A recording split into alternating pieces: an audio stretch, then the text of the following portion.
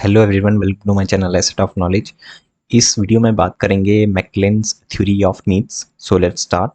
मैकलेन्स theory is also known as McClelland's acquired needs theory, McClelland's learn need theory, McClelland's three needs theory, McClelland's theory of needs and McClelland's theory of motivation. So McClelland's theory के अलग अलग नाम हैं, तो अगर आपको कोई और नाम नज़र आ जाए कहीं पर भी, आप रीड कर रहे हो बुक्स में या वेबसाइट पे, सो आप कंफ्यूज ना होइएगा, ये एक ही थ्योरी है। तो मैकलेन्स थ्योरी को डेवलप किया गया था डेविड मैकलेन्स के द्वारा इन 1987। और ये थ्योरी हमें ये एक्सप्लेन करती है कि जो मोटिवेशन है वो कैसे इन्फ्लुएंस करता है किसी पर्सन के बिहेवियर को। जो मोटिवेशन है किसी भी पर्सन का, वो तीन एलिमेंट से या तीन फैक्टर से अफेक्ट होता है। वो तीन एलिमेंट कौन से हैं? पहला है desire for affiliation, power and achievement. इनके यहाँ पर मैंने शॉर्ट फॉर्म में इसको यहाँ पर लिखा हुआ है, that is affiliation, power and achievement. So let's discuss one by one. पहला आता है नीड फॉर अचीवमेंट। तो need for achievement means this is the desire to set accomplish challenging goals and to gain satisfaction for personal success. So जब भी कोई person एक higher goal set करता है या चैलेंजिंग गोल सेट करता है, और जब वो चैलेंजिंग टास्क या गोल उसका फुलफिल हो जाता है, तो उसे जो है वो एक सेंस ऑफ अचीवमेंट मिलता है। So many people do this things कि वो एक गोल सेट करते हैं, कुछ एक्सपेक्टेशन रखते हैं और उसके ऊपर हार्ड वर्क करते हैं, और जब वो अकम्प्लिश हो जाता है तो उसे उन्हें एक सेंस ऑफ अचीवमेंट मिलता है और उससे एक मोटिवेशन किसी पर्सन को फील होता है। For example, a marketing executive sets a higher than required sales target and work tirelessly to achieve it for sense of accomplishment। कि एक सेल्स पर्सन है, वो एक टारगेट सेट करता है हायर देन रिक्वायर्ड, और जब वो बहुत मेहनत करता है और उसके ऊपर वो बहुत मेहनत करता है उसको अचीव करने के लिए, और जब वो अचीव हो जाता है तो उसे एक सेंस ऑफ अकम्प्लिशमेंट फील होता है। All right. और अगर हम एक स्टूडेंट के केस में देखें, तो एक स्टूडेंट जब 95 या 97% फिक्स करता है कि मुझे इतना अटेन करना है, तो वो उसके लिए बहुत एफर्ट करता है, और जब उसके उतने मार्क्स आ जाते हैं, उतने परसेंटेज आ जाते हैं, तो एक सेंस ऑफ अचीवमेंट फील होता है। So this is the first factor. Second, need for power. Power का मतलब ये है कि जब आप कंट्रोल चाहते हैं चीज़ों के ऊपर, लोगों के ऊपर, या फिर आप उन्हें इन्फ्लुएंस करना चाहते हैं। So, for example, a manager enjoys leading meetings and making key decisions that shape the direction of the team. So, जब एक मैनेजर जो होता है किसी कंपनी का, वो डिसीजंस लेता है या डायरेक्शन देता है टीम को, तो उस चीज़ को वो इंजॉय करता है, एक उसको एक फील होता है कि आई हैव सम पावर। और ये कॉन्सेप्ट आपको पॉलिटिक्स में बहुत मिलेगा। पॉलिटिक्स में ज्वाइन करके लोगों के पास एक कंट्रोल आ जाता है, दे हैव सर्टेन पावर्स कि वो ये कर सकते हैं, ये नहीं कर सकते। तो वो भी एक बहुत बड़ा फैक्टर है to get motivated to act on something. Next है need for affiliation. So need for affiliation, अगर आपने मैस्लोज थ्योरी को स्टडी किया होगा, मैं उसके ऊपर ऑलरेडी एक वीडियो बना चुका हूँ, तो उसमें भी एक बात आती है सोशल नीड्स की। तो वही यहाँ पर ये सेम है, इस थ्योरी में भी ये इनका मान, डेविड मैकलेन्स का मानना ये है कि एक पर्सन की नीड फॉर एफिलिएशन भी होती है। Need for affiliation means to build a good relationship with people.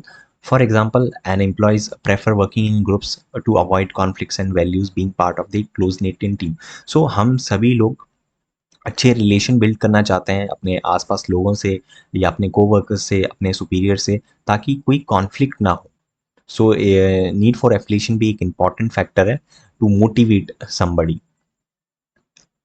सो अब बात करते हैं इस थ्योरी की एडवांटेजेस के बारे में। पहला है supported by research. Theory is backed by studies using tools like thematic apperception test and motivation needs questionnaire.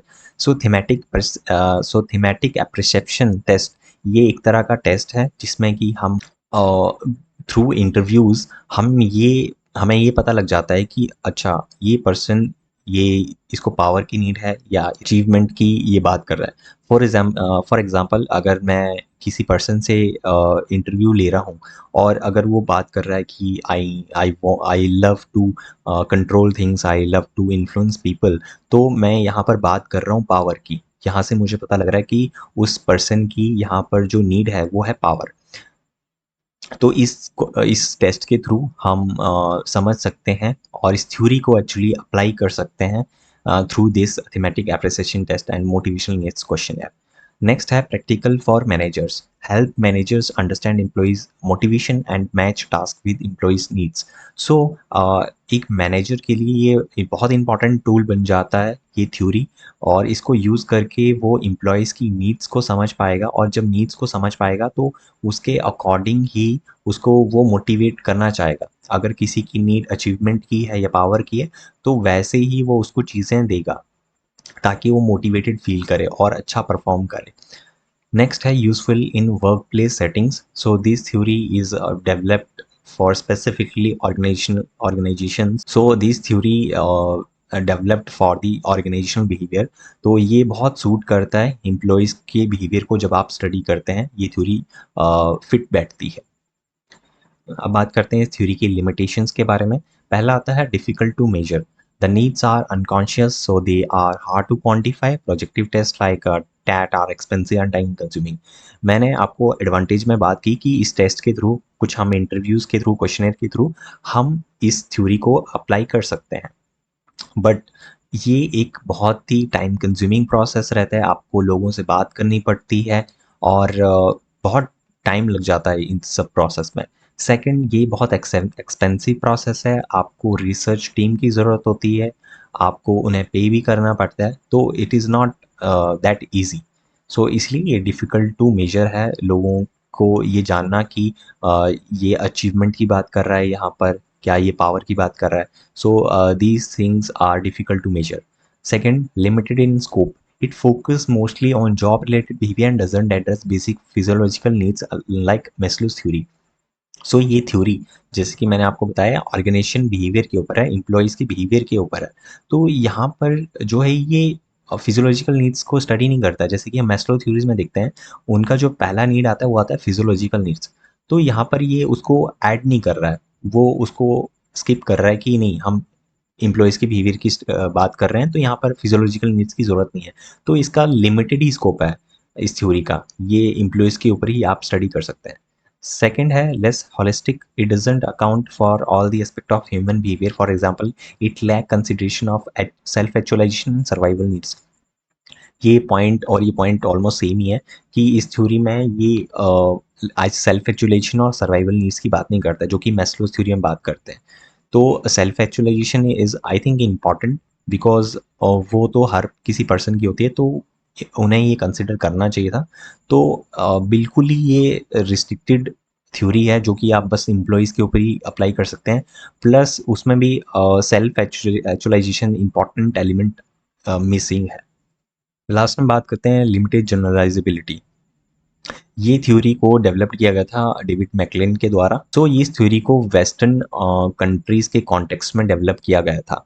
अब इसकी जो अगर आप एप्लीकेशन डेवलपिंग या अंडर डेवलपिंग कंट्रीज़ में देखेंगे, उसको अप्लाई करेंगे वहाँ पर, तो वहाँ पर कुछ चैलेंजेस होंगे इस थ्योरी को अप्लाई करने में। बिकॉज़ जो लोगों की जो सोच है, जो बिहेवियर है डेवलप्ड कंट्रीज़ का, वैसा बिहेवियर आपको अंडर डेवलपिंग या डेवलपिंग कंट्रीज़ के लोगों में नहीं मिलेगा।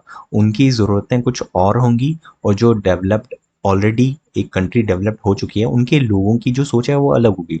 वो फिज़ियोलॉजिकल नीड्स पे नहीं अपनी जाएँगे, वो कुछ उसके नेक्स्ट लेवल पे ज़्यादा सोचेंगे।